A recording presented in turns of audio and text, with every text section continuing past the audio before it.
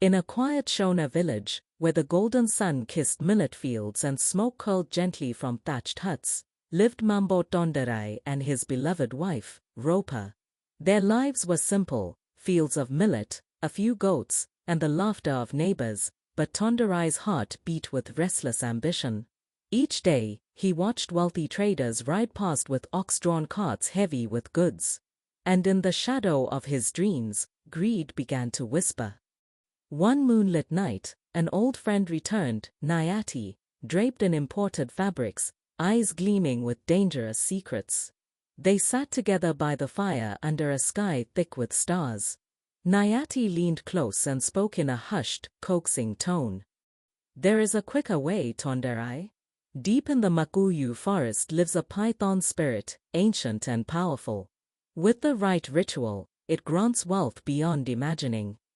Ropa, standing just behind them, felt the chill of those words. She stepped forward, voice trembling but firm.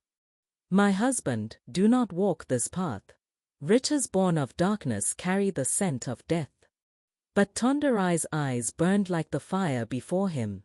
He brushed her hand away and answered with quiet finality. "Ropa, you fear too much. Our children deserve more than empty granaries. Tomorrow night, I will go." Under a moonless sky heavy with mist, Tonderai and Nyati crept into the Makuyu forest. They carried a gourd of sacred river water and black rooster feathers, gifts for something not of this world. Torches hissed in the damp air, their flames casting flickering orange light on ancient twisted roots. The night itself seemed to hold its breath. Then, the forest came alive. Leaves swirled in unnatural spirals. Shadows stretched impossibly long. And from the darkness, a sound, low and primeval. Shh! A colossal python emerged, black and green scales shimmering like wet stone, eyes glowing red as burning coals. Its body coiled thick as a tree trunk, and the ground trembled beneath its weight. Nyati fell to his knees, but Tonderai stepped forward, chest heaving, gourd raised high. "I offer loyalty and sacrifice. Make me rich beyond men's dreams." The python's voice rolled like distant thunder inside their minds. Wealth has a price, blood, or soul.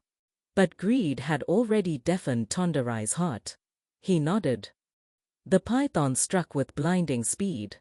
Its jaws opened wide enough to swallow a man whole. Dust and leaves exploded into the air. Nyati stumbled backward in terror. And in a heartbeat of horror, Tonderai was gone. Nyati fled into the darkness, never to return.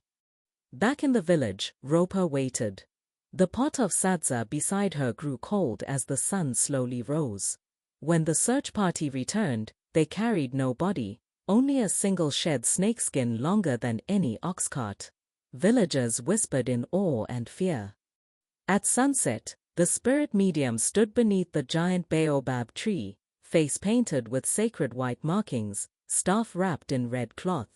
His voice was deep and sorrowful. This was no earthly creature. It was an ancient spirit of punishment. Greed opened a door that should never be opened. Ropa knelt before the flames, tears drying on her cheeks, but her voice was steady and strong. "Let all hear me. True wealth is the fruit of sweat and blessing. No treasure bought with blood can stand." That night the village gathered for a purification ceremony. Bonfires blazed. Women in bright wraps danced in a sacred circle.